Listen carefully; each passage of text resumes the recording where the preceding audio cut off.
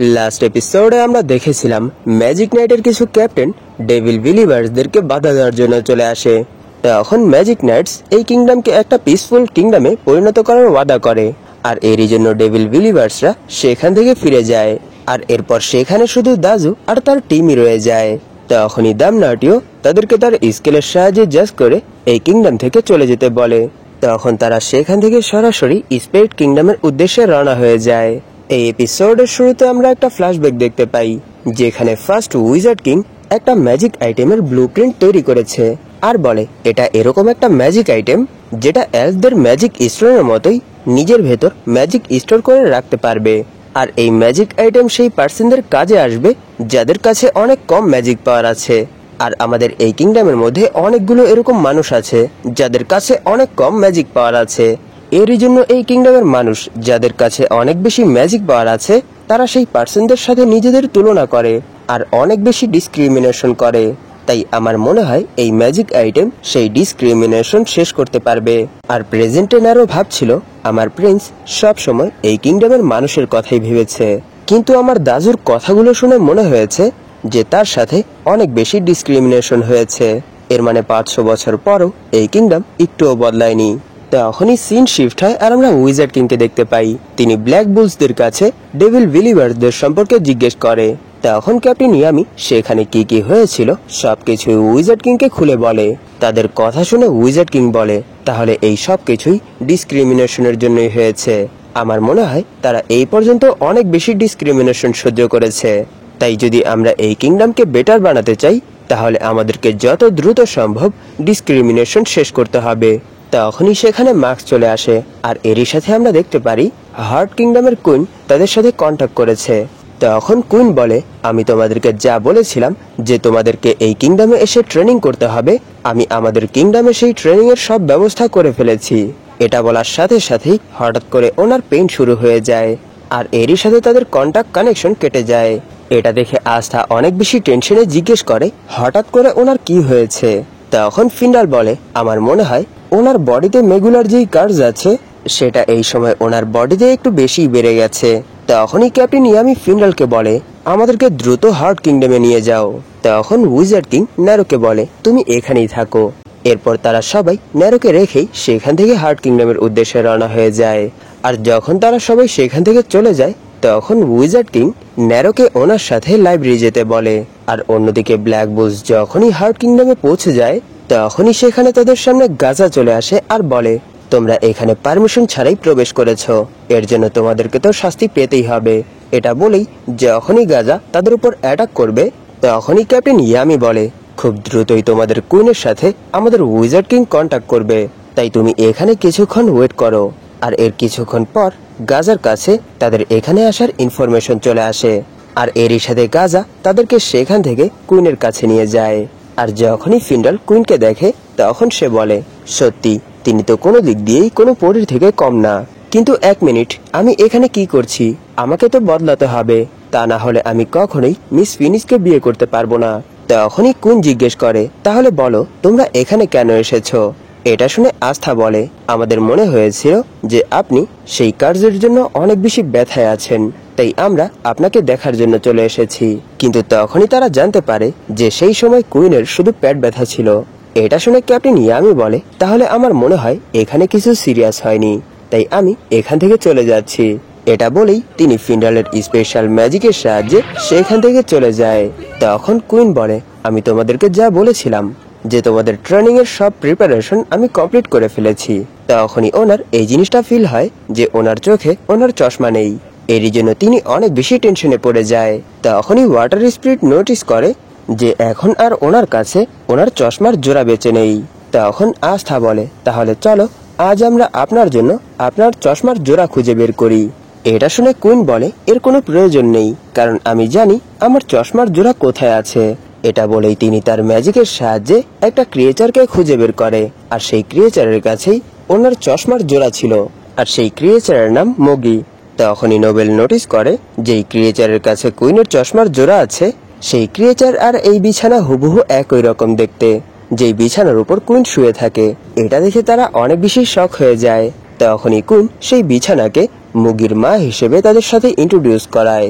তখনই আস্থা বলে, তাহলে চলো মুগির কাছ থেকে কুইনের চশমা ফিরিয়ে আনা যাক। এটা শুনে ফিন্ডাল এর জন্য মানা করে দেয়। আর এরই সাথে সে ভাবছিল, যদি আমি কুইনের চশমা ফিরিয়ে নিয়ে আসি তাহলে আমার মনে হয় কুইন আমার উপর ইমপ্রেস হয়ে যাবে। কিন্তু 1 মিনিট, আমি তো এই কার্স ব্রেক করতে চাচ্ছি, তাহলে আমি এই সব কিছু নিয়ে কেন ভাবছি? এটা ভেবেই সে সেই চশমা ফিরিয়ে আনার জন্য এগ্রি হয়ে যায়। তখনই সিন শিফট হয় আর আমরা দেখতে পারি তারা সবাই সেই চশমা ফিরিয়ে আনার জন্য সেই ক্রিয়েচারদের প্লেসে চলে এসেছে। তখনই ফিন্ডাল তার স্পেশাল ম্যাজিকের সাহায্যে মুগিকে তার কাছে নিয়ে আসে। আর যখনই ফিন্ডাল তার কাছ থেকে সেই চশমা নেবে তখনই মুগি ফিন্ডালের নাক কামড়ে সেখান থেকে সেই চশমা নিয়ে পানিতে জাম্প করে।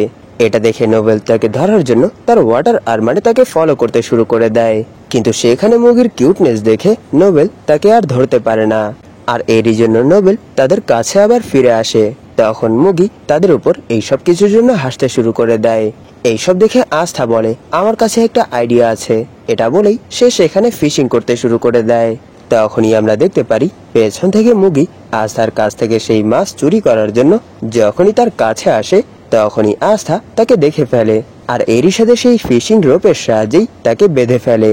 আর আস্থাকে এরকম করতে দেখে কুইন বলে, সে তো তাকে কির সাহায্যে ডিটেক্ট করেছে, আর এই জিনিসটা তো শুধু ল্যান্ড অফ সানের মধ্যেই হয়।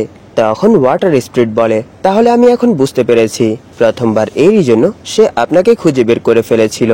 তখন কুইন বলে, এতে কোনো কিছুই যায় আসে না যে তার কাছে কি কোনো অ্যান্টি ম্যাজিক আছে নাকি সে আর্কে স্টেজের কোনো পার্সন, সে ফিউচারে নিশ্চয়ই অনেক বেশি স্ট্রং হবে। আর অন্যদিকে আস্থা মুগিকে সেই মাছ দিয়ে তার কাছ থেকে সেই চশমাটা নিয়ে নেয়। আর যখনই তারা সেখান থেকে সেই চশমাটা এনে কুইনকে দেয় তখনই কুইন সেই চশমা নিয়ে নিচে পড়ে যায় আর এরই সাথে সেই চশমাটা ভেঙে যায়। আর এই জিনিসটা দেখে তারা তিনজনই অনেক বেশি শক হয়ে যায়। তখনই নোবেল জিজ্ঞেস করে, কিন্তু আমি এই জিনিসটা বুঝতে পারছি না, আপনার কি চোখ সত্যি এত বেশি খারাপ যার জন্য আপনি চশমা ছাড়া কোনো কিছুই দেখতে পান না? কিন্তু সেই দিন তো আপনি সবকিছুই ভালোভাবেই দেখতে পাচ্ছিলেন। তখন ওয়াটার স্পিরিট বলে, এর কারণ যখনই কুইন ওনার রয়্যাল ড্রেসে থাকে তখন উনি ওনার মানাস জোনের সাহায্যেই আশেপাশের সবকিছুই ডিটেক্ট করতে পারে। তাই সেই সময় এই জিনিসটা কোনো ম্যাটার করে না যে তিনি দেখতে পাচ্ছে কি দেখতে পাচ্ছেন না। এটা শুনে আস্থা বলে, যদি আপনি সব সময় এরকম করেন তাহলে তো আপনার গ্লাসের কোনো প্রয়োজনই পড়বে না। এটা শুনে কুইন বলে, আমার কাছে ইনফানাইট ম্যাজিক নেই, যার জন্য আমাকে খারাপ সিচুয়েশনের জন্য আমার ম্যাজিক বাঁচিয়ে রাখতে হয়। তখনই সেখানে গাজা কুইনের জন্য চশমা নিয়ে আসে। তখনই তারা দেখতে পায় গাজা কুইনের জন্য ঠিক একই রকম চশমার অনেকগুলো জোড়া নিয়ে এসেছে। এইসব দেখে তারা অনেক বেশি শক হয়ে যায়। আর ফিন্ডাল বলে, তাহলে আমরা এখানে যা কিছু করেছি সবকিছুই ফালতু ছিল। আর সেখানে নোবেল আস্থার গাল টানতে টানতে বলে, এটাও তোমার দোষ, কারণ তুমি আমাদেরকে সেই চশমা খোঁজার জন্য যেতে বলেছিলে। তখন কুইন তাদেরকে তার চশমা খুঁজে আনার জন্য ধন্যবাদ জানায়। এটা শুনে ফিন্ডাল সেখানে কুইনের সাথে ফ্লার্ট শুরু করে দেয়। আর এরই সাথে সে সেখানে নিজেকে কন্ট্রোলে আনার জন্য নিজের মাথা ফ্লোরের মধ্যে বাড়ি দিতে শুরু করে। তখনই কুইন বলে, তাহলে চলো আসল কথায় চলে আসি। আমাদের এখানে তোমাদের প্র্যাকটিসের প্রিপারেশনের জন্য এত বেশি সময় এই জন্য লেগেছে কারণ আমরা এটা চেয়েছিলাম যাতে করে স্পিরিট গার্ডিয়ানও তার ফুল ফর্মে চলে আসে। কারণ স্পিরিট গার্ডিয়ানদেরও লিমিট আছে যে তারা এক সময় কতগুলো পার্সনকে ট্রেন করতে পারবে। এটা শুনে আস্থা অনেক বেশি এক্সাইটেড হয়ে যায়। তাকে এত বেশি এক্সাইটেড হতে দেখে নোবেল বলে, তুমি এত বেশি এক্সাইটেড কেন হচ্ছ? কারণ এখনো এখানের কেউ এই কথাটা বলেনি যে তোমাকেও সেই ট্রেনিং এ সিলেক্ট করা হবে। তখন কুইন বলে, আস্থা আর ন্যারো আর স্টেজের মধ্যে আছে, এরই জন্য তাদেরকে এখানে ট্রেনিং করতেই হবে। এটা শুনে আস্থা বলে, তাহলে কি এখানে উইজার্ড কিং আর ক্যাপ্টেন ইয়ামিও প্র্যাকটিস করার জন্য আসবে? এটা শুনে গাজা বলে, তারা প্রথমেই অনেক বেশি ট্রেন্ড, তাই আমরা এখানে তাদেরকে কিছুই শিখাতে পারবো না। তখন কুইন বলে, তোমাদের ক্যাপ্টেনকে দেখে এটা বোঝা যাচ্ছে যে তিনি আগেই এই জিনিসটা ডিসাইড করে ফেলেছে যে তিনি কোথায় ট্রেনিং করবে। এটা শুনে তারা তিনজন অনেক বেশি শক হয়ে যায়। তখনই সিন শিফট হয় আর আমরা দেখতে পারি উইজার্ড কিং ন্যারোকে লাইব্রেরিতে নিয়ে এসেছে। আর উইজার্ড কিং এর কাছে সেই সময় চাবি না থাকার কারণে ন্যারো তার ম্যাজিকের সাহায্যে সেই গেট খুলে ফেলে। আর ভেতরে আসার পর ন্যারো সেই লাইব্রেরির ভেতর ফার্স্ট উইজার্ড কিং এর লেখা সেই বইটা দেখে। তখন উইজার্ড কিং সেই বই পড়ে বলে, তোমার আসল নাম স্যাক্রে, তাই না? তোমার নাম এই বইয়ের মধ্যে উল্লেখ করা আছে। আর ফার্স্ট উইজার্ড কিং যখন এই বইটা লিখেছিল তখন ওনার কাছে সেই টেকনিক ছিল না যেই টেকনিকের সাহায্যে উনি এই ম্যাজিক্যাল আইটেমটা ক্রিয়েট করতে পারবে। তাই আমি ম্যাজিক আইটেম রিসার্চ ল্যাবের মধ্যে এই আইটেম বানানোর জন্য রিকোয়েস্ট করেছি।